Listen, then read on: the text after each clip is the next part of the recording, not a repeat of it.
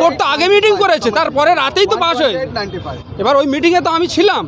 এবারে সেখানে মুসলিম পার্সোনাল ল board decision নিয়েছে যদি বিল পাস হয় তো এই বিলকে আমরা শুধু সংবিধানকে সামনে রেখে এই বিলের জন্য রাস্তা থেকে নিয়ে সুপ্রিম কোর্ট পর্যন্ত ছুটব, যতক্ষণ না পর্যন্ত পুরো ভারতবর্ষের সমস্ত মানুষ পথে থাকবে, যতক্ষণ পর্যন্ত এই বিল রিজেক্ট হবে না। আন্দোলন করেছিল অবশ্যই কিষাণ বিল বা রিজেক্ট হয়েছে কী করে? আন্দোলনের ফলে। আর আমাদের ভারতবর্ষের সংবিধান আমাদেরকে রাইট দিয়েছে, ফান্ডামেন্টাল রাইট দিয়েছে, দিয়ে আমরা সংবিধানকে সামনে রেখে আমরা লড়াই করব, পিসফুল লড়াই করব। সাথে সাথে আমাদের পশ্চিমবঙ্গে আজকের নয়, এর আগেও ইতিপূর্বে আমরা লড়াই করেছি। ইমরান সোলাঙ্কি সাহেব, কাশ্মীর সাহেব, ব্যারিস্টার আসাদুদ্দিন ওয়াইসি সাহেব পার্লামেন্টে বিল ছিঁড়ে ফেলেছে। কেন ছিঁড়েছে? যে এই বিল মানুষের জন্য হিতের না। বিজেপির একটা এমএলএ নেই, বিজেপির একটা এমপিও মুসলিম নেই, বিজেপির কোনো ভালো রাজ্যের দায়িত্বও নেই, তাহলে আমাদের ভালোর জন্য ওরা কিছুই করে না, শুধু আমাদেরকে বোকা বানাচ্ছে। আরও তো অন্যান্য ধর্ম আছে, তাদেরও তো সম্পত্তি রয়েছে, হিন্দু অ্যামেন্ডমেন্ট বোর্ড রয়েছে, তাদের সম্পত্তি বানাক না কতই করা, বৌদ্ধ আছে, খ্রিস্টান রয়েছে। আমাদের টার্গেট করছে কেন টার্গেট করছে? তাহলে ওদের কমিটি আমাদের রাখা হোক, এটাই আমাদের বক্তব্য।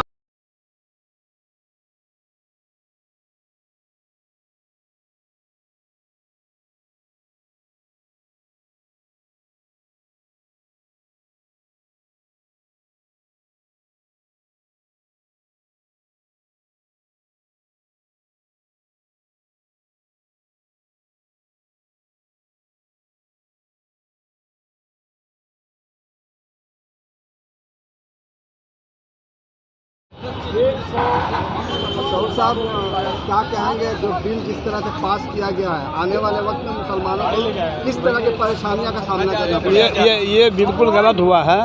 ये सबसे पहले तो हिंदुस्तान के जो संविधान है, जो दस्तूर है, ये उसी पर हमला हो गया। ये अमेंडमेंट मतलब हिंदुस्तान की दस्तूर जो बाबा साहेब अम्बेडकर और हमारे बुजुर्गों ने मिल कर के दस्तूर जो बनाया मुल्क का, किस ढंग से मुल्क में मुख्तलिफ जात पात के लोग रहेंगे, सहेंगे, कैसे कवानीन बनेंगे, जो चीज़ तैयार किया गया इसको पूरा उल्लंघन किया गया।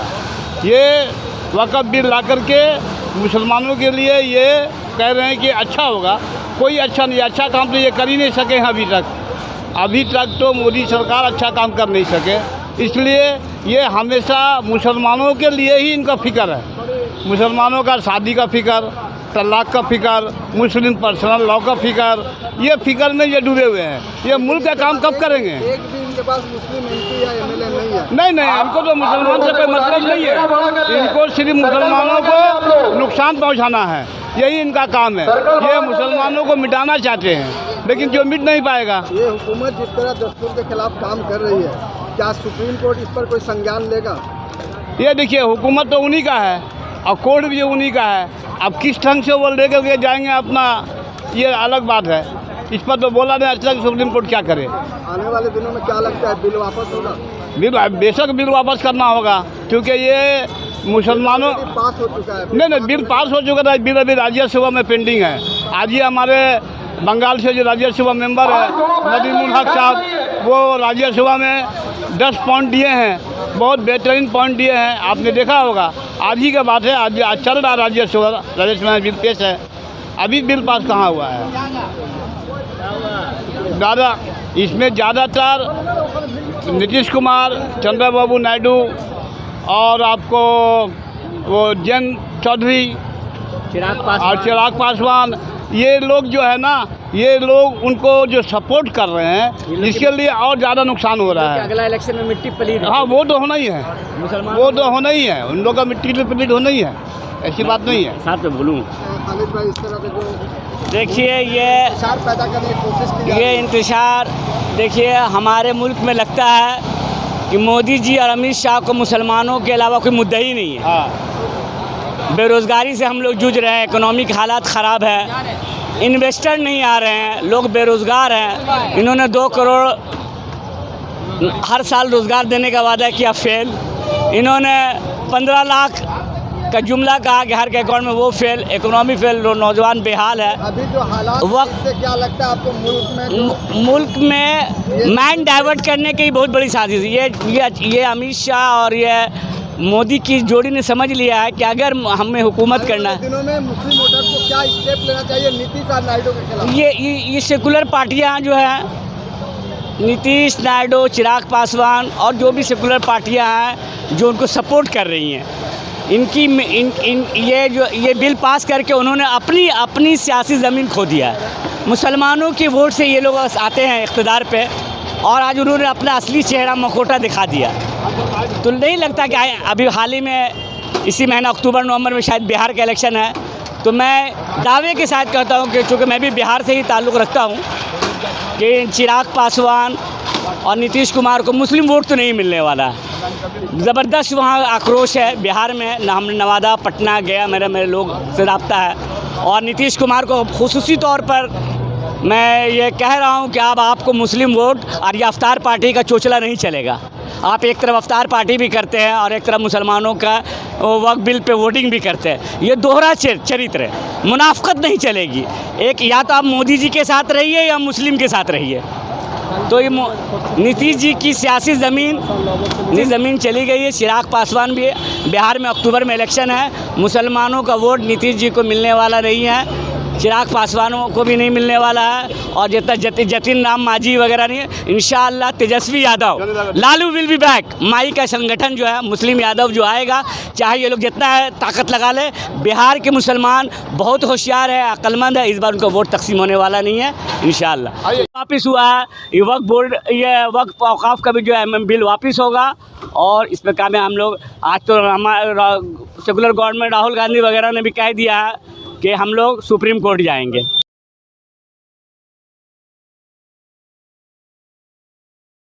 सर, ये जो जालिम हुकूमत है मुसलमानों को जिस तरह से ये परेशान कर रही है, इसके बाद और कोई मुद्दा नहीं रह गया है। मुल्क में किस तरह से बेरोजगारी बढ़ रही है, उस पर महंगाई किस तरह से बढ़ी, उस पर इन लोगों का कोई नज़र नहीं है। लेकिन मुस्लिम औकाफ पर इनकी नज़र गड़ी हुई है। आखिर ये किस तरह मुसलमानों को ये जो बिल पास किया गया है, इससे आने वाले वक्त में मुसलमानों को कितना नुकसान होगा? देखिए, वो तो 2014 से समझ में आ गया है। जब मोदी सरकार बैठा है, 2014 से आज तक मुसलमान का हित में कुछ नहीं किया है और मुसलमान को मार किस तरह से पैर का तले कुचला जाए, इसके लिए वो हमेशा तैयार रहता है हर तरफ से, कोई तरफ से। पहला नंबर बात है, अगर वो मुसलमान का हमदर्द है तो कैंडिडेट एक क्यों नहीं देता है मुसलमान? चाहे वो पंचायत हो, चाहे वो म्यूनिसिपैलिटी हो, चाहे वो विधानसभा हो, हर स्टेट में एक कैंडिडेट क्यों नहीं मिलता उनको? जो भी दो मुसलमान थे, शाहनवाज और मुख्तार अब्बास नकवी, उसका भी जो पौधा में थे उसको भी हटा दिया गया। तो फिर ये मुसलमान का हमदर्द हुआ कहाँ से? और एक चीज़ देखिए, मोदी दे रहे हैं, क्या साबित करना चाह रहे हैं? कि कुछ नहीं है। देखिए, ये मुसलमान को माने मुसलमान को सिर्फ कुचलने का काम है, गुमराह कर रहे। गुमराह छोड़ दीजिए, ये कुचलने का मामला है। इन लोग को सिर्फ कैसा करके मुसलमान, आप एक बताइए, ये हमारा वक़्फ़ है, ये मुसलमान का है, ये जो दायरा है ये मुसलमान का है। इसमें संविधान में बाबा अम्बेडकर करके गया है, ये मुसलमान का संविधान है। और इसमें आप क्यों दखल अंदाजी कीजिएगा? आपका क्या है इसमें दखल अंदाजी? आप कोई हिंदू ट्रस्टी में हम लोग को लेते हैं? हम लोग को नहीं लेते हैं। या फिर कोई आज आपने दिखा दिया कि मुसलमान को कुचल, कल क्या गारंटी है कि आप माने क्रिश्चियन लोग को नहीं कीजिएगा? कल आप क्या गारंटी आप जैन को नहीं कीजिएगा? तो ये एक साजिश है। ये बताइए, मुसलमान आज देख रहे हैं रास्ता में उतरा, सिर्फ कलकत्ता बोल के नहीं। हम लोग कहते हैं कि हर मुसलमान उतरिए, मुसलमान सारा हिंदुस्तान में उतरिए। अरे जान से, अरे आपको अगर कुचलना है ना, मत कुचलिए। आप मुसलमान को इकट्ठा कीजिए, गोली मार दीजिए, खत्म। बीजेपी हुकूमत तो वाजपेयी की भी थी, कहा उठन की बात नहीं हो रही है, इतना हिंदू गोली का बात नहीं, गोली का भाई আপনি দিল্লিতে ছিলেন, দেখলেন, আপনি বলতে চাইছেন? পরশু দিনে 2 তারিখে যখন বিল আসার কথা, আমরা সেই সময় আমি পার্লামেন্টের সম্মুখে ছিলাম এবং সেখানে আমি দেখলাম এটাই যে কিছু ব্যক্তি রয়েছে প্রায় 80 থেকে 90 জন, তারা টুপি মাথায় দিয়ে এবং বরকা পরে পাঞ্জাবি পরে রয়েছে। আমি একটা বাঙালি হিসেবে সেইখানে আমি দেখলাম, এই উপলব্ধি করলাম। আর আমি তাদের কথাবার্তা শুনে বুঝতে পারলাম তারা কেউ মুসলমান নয়। 100-র মধ্যে 99 জন মুসলমানই নয়। তারা লাড্ডু খাচ্ছে যে বিল পাস হবে আজকে, আর সেই দিন রাতেই পাস হয়েছে। তারপরে পার্লামেন্ট থেকে আমি বেরিয়ে ওখানে দেখলাম সব মোদির সমর্থনে, আমার বিশাল আতঙ্কে আমি ছিলাম, ভয় লাগছিল।